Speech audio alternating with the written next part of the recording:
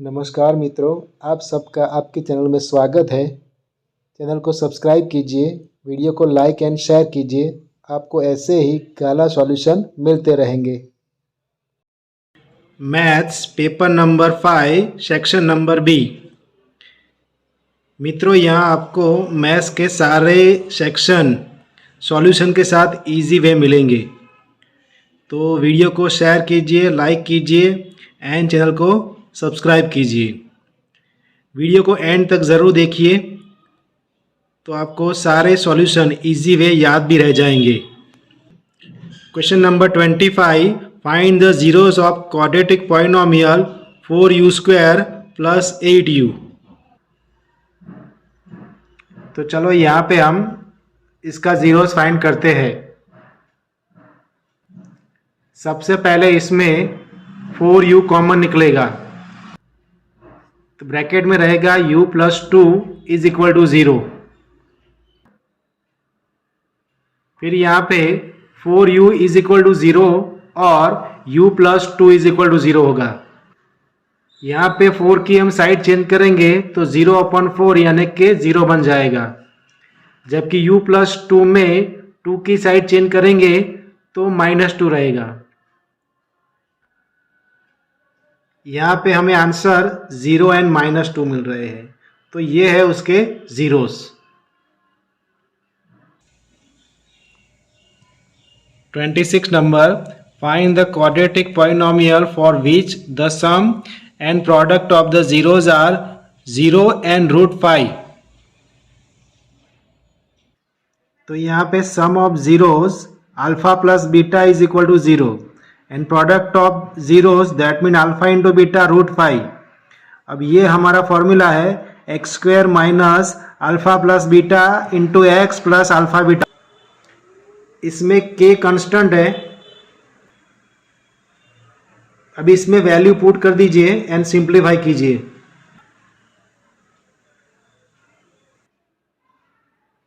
तो देखिए यहाँ पे हमारा आंसर है x² + √5, वो है हमारी polynomial. k ≠ 0। Question number 27, find the discriminant of the quadratic equation 2x² - 4x + 3 = 0 and hence find the nature of its roots. अब इसका हम सॉल्यूशन देखते हैं।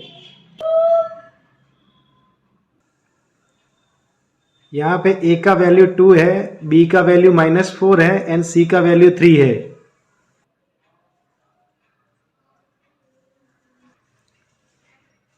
अब ये d का फॉर्मूला है b² - 4ac। इसमें आप वैल्यू रखिए एंड सिंप्लीफाई कीजिए।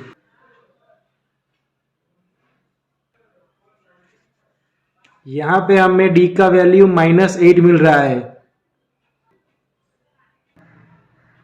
यानी आंसर में आएगा नो रियल रूट्स। इसमें रियल रूट हमें नहीं मिलेंगे। Question number 28, find the 11th term from the last term of the AP 10, 7, 4 -62। यहाँ पे a का वैल्यू 10 होगा, d का वैल्यू 7 - 3 यानी कि -3 होगा।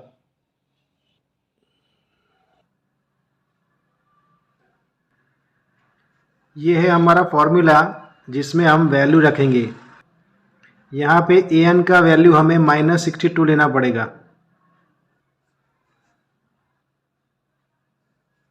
अब आप 10 की साइड चेंज कीजिए, वो भी माइनस में जाएगा। -62 -10 हो जाएगा। अब यहाँ पे -72 और -3 की साइड चेंज करेंगे, वो डिवाइड में जाएगा। दोनों साइड से माइनस रिमूव होगा, 72 / 3 हो जाएगा। डिवाइड करेंगे हमें आंसर 24 मिलेगा। अब -1 की साइड चेंज करेंगे, वो +1 में जाएगा।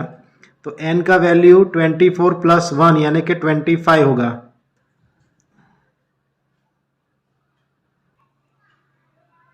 अब हमें लास्ट से 11 टर्म फाइंड करना है।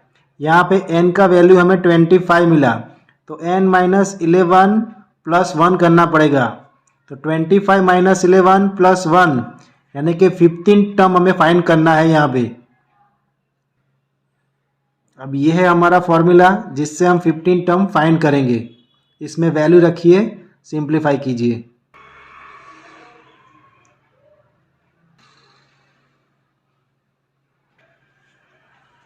तो यहाँ पे हमें 15 टर्म माइनस 32 मिल रहा है।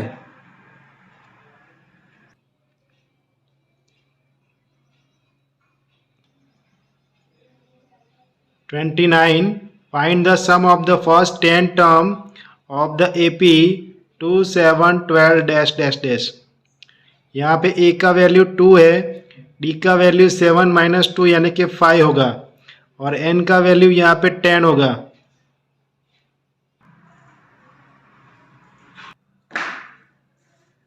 यहाँ पे Sn का हम लॉन्ग फार्मूला यूज़ करेंगे।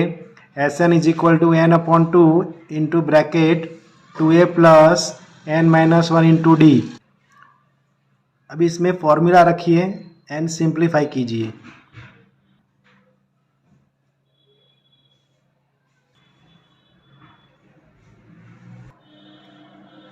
देखिए यहाँ पे हमें आंसर 245, यहाँ पे हमारा आंसर है 245।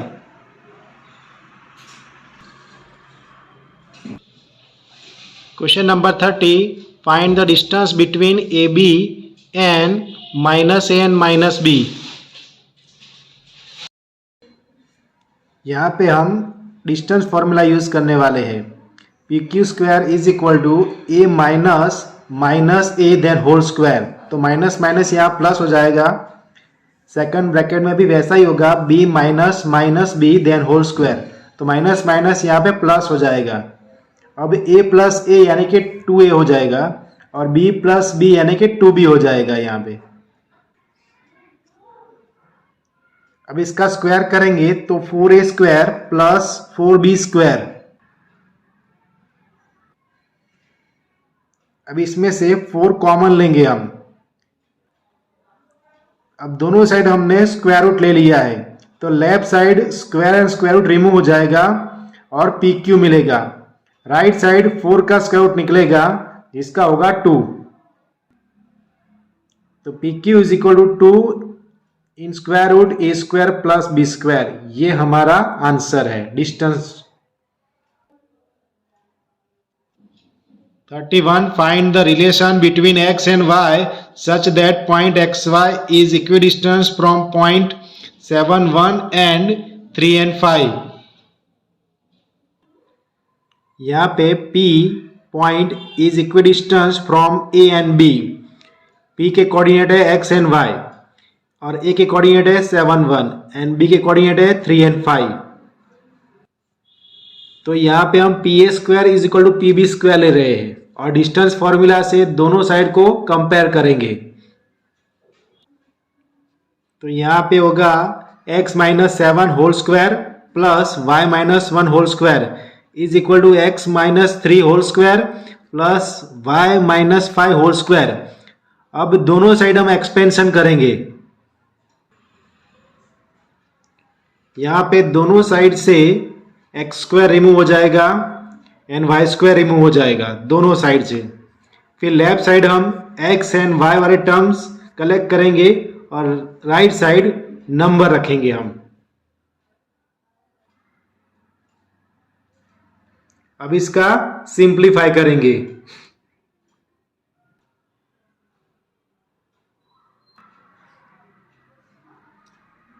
अब यहां से हम लेफ्ट साइड -8 कॉमन लेंगे और 16 को भी -8 के फॉर्म में चेंज करेंगे। अब देखो दोनों साइड से -8 कट हो जाएगा, रिमूव हो जाएगा। तो यहाँ पे आंसर होगा x minus Y is equal to 2।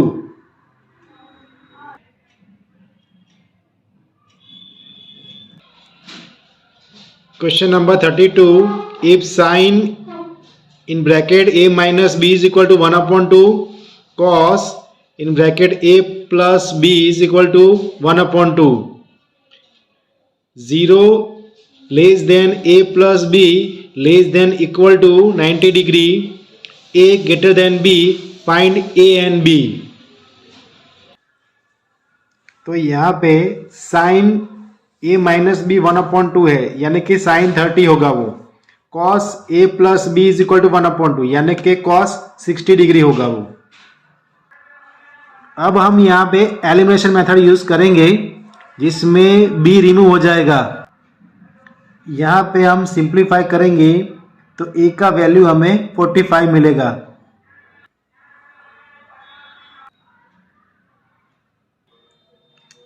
अब ये इक्वेशन में आप ए की वैल्यू रख दीजिए, आपको बी की वैल्यू मिल जाएगी। अब इसको सिंप्लीफाई कीजिए। बी का वैल्यू यहाँ पे 15 है। इस तरह से आपको ए एंड बी का वैल्यू मिलेगा यहाँ पे। Question number 33, sine 60 degree into cos 30 degree plus sine 30 into cos 60, evaluate. आपको इसका वैल्यू फाइंड करना है। अब सबके वैल्यू रखिए, सिंप्लीफाई कीजिए। तो ये है उसके वैल्यू। यहाँ सबसे पहले √3 का स्क्वायर हो जाएगा, ये कि 3 बन जाएगा, और नीचे 2 × 2 यानी 4 हो जाएगा, और 1/2 मल्टीप्लाई में 1/4 बन जाएगा। 3/4 प्लस 1/4 यानी कि 4/4 होगा, और आंसर मिलेगा हमें यहाँ पे 1। तो इसका वैल्यू मिलेगा 1। फ्रेंड्स, वीडियो पसंद आए तो लाइक एंड शेयर कीजिए एंड चैनल को सब्सक्राइब कीजिए। Question number 34, A kite is flying at a height of 60 metre above the ground. The string attached to the kite temporarily tied point on a ground. The inclination of the string with the ground is 60 degree. Find the length of string. यहाँ पे drawing इस तरह से बनेगा। यहाँ पे ए kite है और ए सी उसकी स्ट्रिंग है, और ए बी हाइट है जो कि ग्राउंड लेवल से है 60 मीटर। आपको यहाँ पे स्ट्रिंग की लेंथ फाइंड करनी है, और वो ग्राउंड से 60 डिग्री का एंगल बनाता है। यहाँ पे हम साइन 60 लेंगे। Sine 60 is equal to A B upon A C, opposite side upon hypotenuse. अब इसमें साइन 60 का वैल्यू रखेंगे √3/2। ए बी का वैल्यू यहाँ पे 60 है। अब इसको सिंप्लीफाई करेंगे, ए सी इज इक्वल टू 60 × 2 अपॉन √3। अब यहाँ पे नीचे √3 है तो उसको रेशनलाइज डिनोमिनेटर करेंगे हम, दोनों साइड √3 से मल्टीप्लाई करेंगे हम। देखिए यहाँ पे दोनों साइड √3 से मल्टीप्लाई किया है, तो नीचे √3 मल्टीप्लाई √3 यानी कि 3 हो जाएगा, और 60 को हम 3 से कट करेंगे तो 20 मिलेगा। 20 × 2 = 40, तो 40√3 हमारा आंसर है यहाँ पे।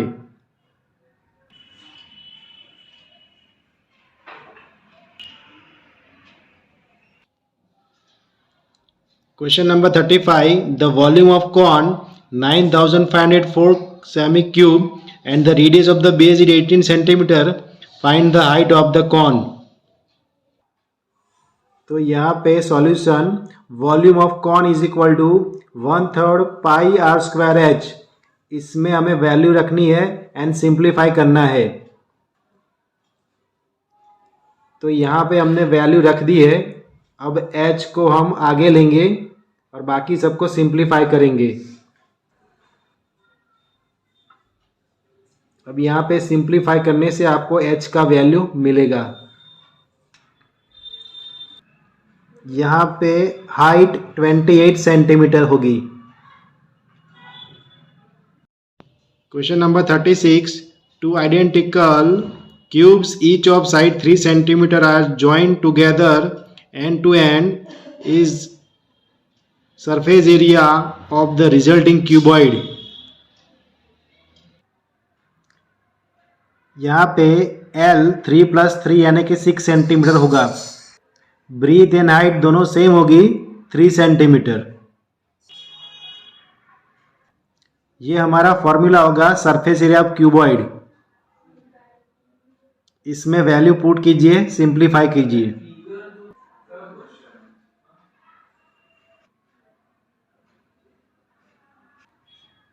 यहाँ पे हमारा आंसर होगा 90 सेमी स्क्वायर। इसमें गाला में पीछे दिया है, एक्चुअल में 90 आंसर आता है, प्रिंटिंग मिस्टेक है। Question number 37, for a given frequency distribution A is equal to 62.5, H is equal to 15, sigma Fi is equal to 100 and sigma Fi is equal to minus 13. Find the mean of this data. तो ये है mean का formula, x bar is equal to a plus sigma Fi ui upon sigma Fi into H. इसमें value रख दीजिए and simplify कीजिए। अब यहाँ पे माइनस 13 मल्टीप्लाई 15 हो जाएगा 195 अपॉन 100 यानी कि 1.95 होगा।